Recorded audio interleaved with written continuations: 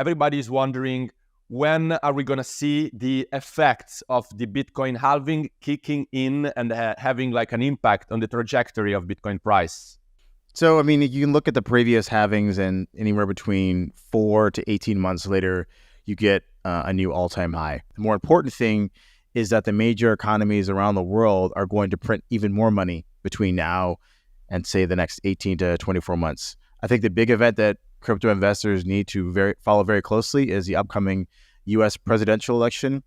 Not because the U.S. is important just because it's the U.S., but more so it's the global empire, its financial policy influences what the Chinese, the Japanese, the Europeans all do.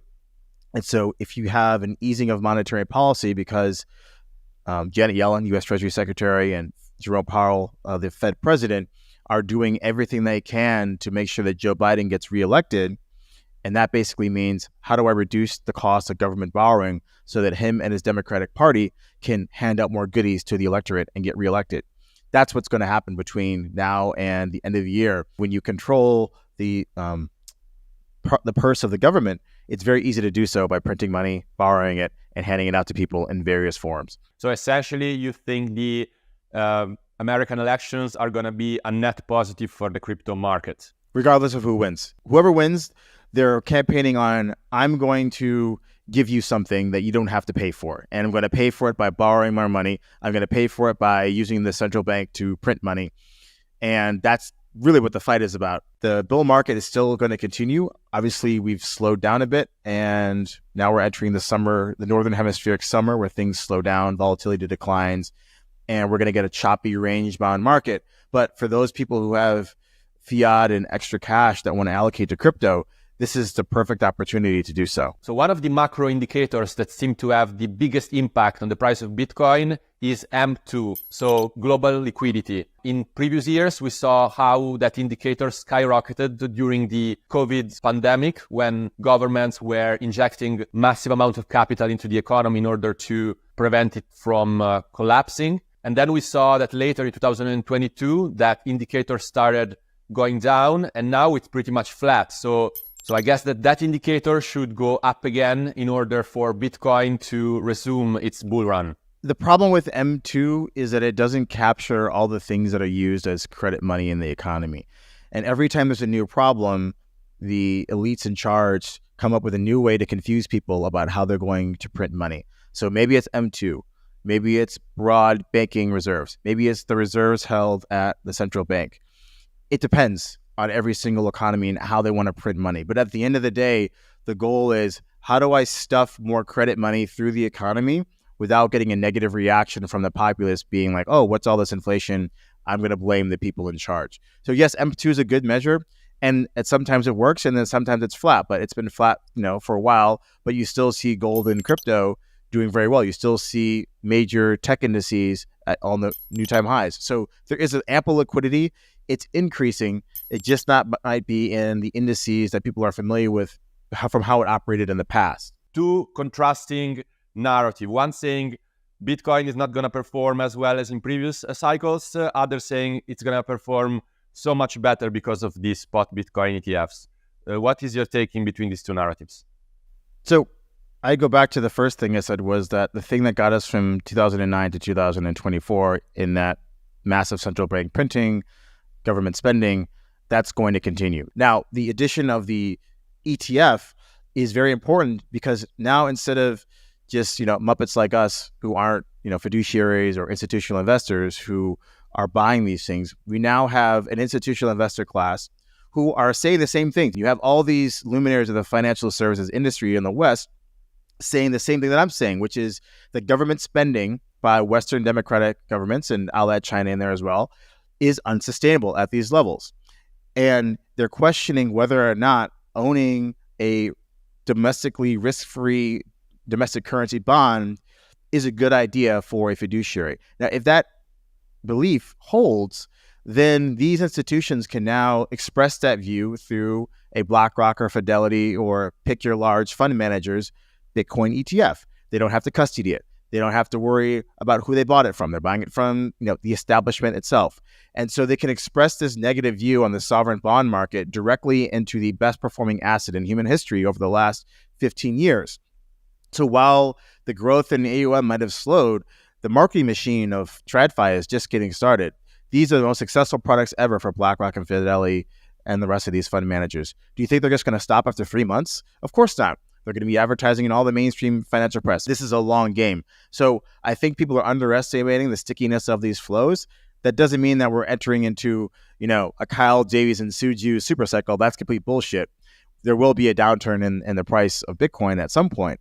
But I think that our expectations need to realign with the fact that there's going to be even more money printed by the major economic blocks between now and the next bear market. What do you think is a signal that people should look at in order to understand the peak of this bull cycle? How can people understand that we reached the top? Probably you're going to start seeing some sort of positive real rate. And I define the real rate as your 10-year government bond minus nominal GDP. Or maybe there's going to be some major global conflict and a reordering of the economic and both political situation between the major powers. That sort of will culminate in obviously some orgy of money printing. And after that, our expectations might just get ahead of us. And that probably is a signal that it's time to, come down in price. Do I have a specific thing I'm looking for? No, it's more of a feeling. The fact that we just passed 70,000. Now we're bound at, 63 or 64,000 Bitcoin. And people are questioning whether that was the end of the bull market. And we just started. I mean, this run, it really just started in November of 2023. Well, I would say that probably means that we're not even close because we have people inside of the ecosystem are still doubting it. When you hear everyone saying we have fundamentally changed the cycle of Bitcoin could never go down. When I start hearing more and more of that from people who are doubting it at this point in time of the cycle, then I'll start to get a bit more worried that our expectations of what money printing can do for Bitcoin are getting ahead of what will actually happen. But I don't think we're there yet. So in some of your previous interviews, you said that you were pretty excited about Solana and the ecosystem around it. At the same time, you said that the Solana blockchain is dog shit. I guess because of these outages that have been affecting Solana in latest months. So what in general is your view on Solana? I like Solana as a trading vehicle, as a high crypto beta momentum play. So I buy Solana when I think the market's about to start pumping. I'll sell it when I think there's going to be, a downturn, and I'll just play the yo-yo as it goes on. Do I think it has a fundamental way to beat Ethereum? No, I think it's suffering from the same things that ETH suffered from in its come-up cycle, right? You had an advertised throughput when in reality, it's not there. And there's various reasons for that. I'm sure that's the Solana developers are hard at work trying to fix them. They've done a good job in creating a culture around meme coins, a good UI UX in some of their applications. But at the end of the day, was it the 10 or 20,000 or 100,000 transactions per second that was advertised to the community is complete bullshit. That doesn't mean that the chain doesn't work or that it doesn't provide value. It's just another example that you were able to bring something successful to Solana, meme coin trading, and it broke the network. Now, does that mean that it's going to go to zero? No.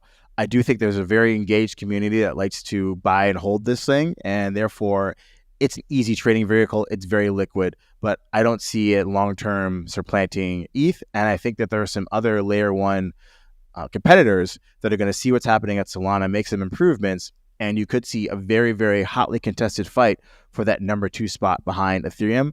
I don't think Solana has a big moat here. They should be very worried. People were looking for more positive bullish narratives. One of them was the potential approval of a spot Ethereum ETF. I talked to a few analysts, Bloomberg analysts. They said that now they don't necessarily expect that to happen anytime soon. What do you think? I guess define soon. I said probably in the next 12 to 24 months, I think there'll be a spot Ethereum ETF, there'll be a Solana ETF, there'll be every single other cryptocurrency ETF that any of these fund managers can get through. Because if the Bitcoin one did so well and they're making so much money doing this, why wouldn't you do it for all other cryptocurrencies? These are passive investing behemoths. They don't have a view on whether Ethereum or Solana or Bitcoin is good or bad per se. It's more like if the clientele wants it and the institutional and retail investors in the West want to own these things, instead of letting us exchange owners offshore own these things, why don't they own them themselves? And so that's why there's going to be a secular rise of different products. There'll be a few obstacles put in place by the regulators, but at the end of the day, these are captured institutions, and whatever Larry Fink wants to do, he's going to do it. Maybe it's not going to happen this summer, but I have extreme confidence that by the end of this cycle, there will be an Ethereum ETF, BlackRock, Fidelity, Vanguard, pick your name of your major asset manager, they'll have one because they make so much money doing it. Why wouldn't you do it? Now I wanted to ask you about another hot narrative of this crypto bull market, which is layer 2s on Bitcoin. This new ecosystem that is being built on top of Bitcoin. How big do you think this thing is? So culture is the most important thing in humanity, right? We do all this stuff, and at the end of the day, we have free time, and we do culture, sports, arts, go to nice restaurants, go to see a play, whatever it is.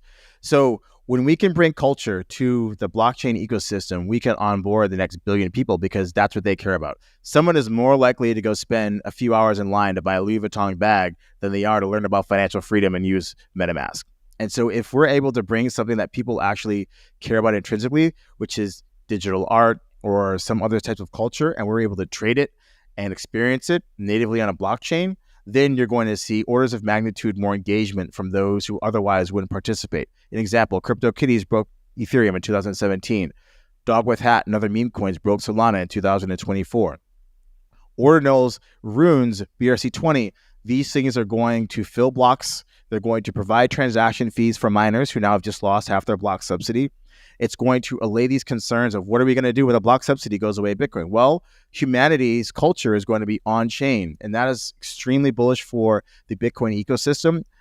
Maelstrom, my fund, we've invested in Oil, a Ordinals wallet, and we'll continue to make other investments in this space as I believe this is the most important thing that we have to get right as a crypto ecosystem. If we can bring culture on-chain, then we bring the users. We are going to see the market, as you say, trading sideways probably for a while. People are still willing to make money with crypto. So what do you think is the best way at this point to gain some sort of passive income using crypto? So I can't speak to what's best for every sort of investor, but I can tell you what I do and what we do at Maelstrom. So on one end, there is I don't want to have any sort of cryptocurrency risk, but I want to earn a return in the cryptocurrency ecosystem. And what we do in that situation is we have large synthetic dollar positions in Athena, so the USDE. This staked USDE yields anywhere, it's in the past between 10 to 60% APY, and that's because they're able to capture the basis / cash and carry yield on Ethereum versus US dollar and Bitcoin versus US dollar perpetual swaps and the Ethereum staking yield. Now, when you deploy this strategy, you don't have any price risk of Ethereum or Bitcoin. If the market goes up in crypto, that's fine. You don't make any more money. You make your 10, 15, 20%, whatever it is. It's a variable rate. It could go negative as well, right? There's definitely that risk there. So actually, I want to touch upon Ethena because it's a controversial sort of project. People remember what happened with Terra Luna. They were promising unreal rates, and then, of course, the scheme collapsed. We remember the Celsius in the last bull market. It ended up collapsing as well because it was promising like unreal rates. Why people should trust a project like Ethena, at least on the superficial level, it's been often compared to UST. What would be your response? Well, that, as you said it all right there, a superficial response of lack of understanding in what you're doing. If you have that opinion and you lost money in Terra Luna, that's probably because you didn't read the white paper. The white paper clearly showed what would happen in the situation where the peg broke to the downside, and it was a textbook definition of a death spiral. So if you lost money because you didn't read that, then that's your fault. For Ethena could fail. Absolutely. It will not fail because the peg broke and they're minted, infinite amounts of Luna to essentially try to keep the peg that had a zero value. That's not why Ethena could fail.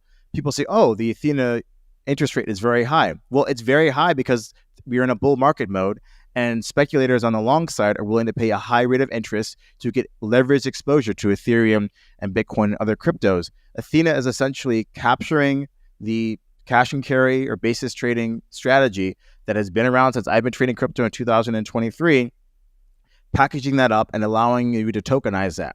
And so, yes, you can mimic the exact same thing that Ethena is doing without putting your money with the protocol. But if you want to use the USDE or staked USDE throughout the DeFi ecosystem, then this tokenized form is a step change in how we can integrate protocols together. Arthur, I just want to ask you if you could if you could give us your price outlook for Bitcoin in terms of, let's say, end of the year, end of this bull market, what sort of price range are you looking at? So end of the year, I think we're going to be between $70,000 to $100,000 on the price of Bitcoin end of 2024.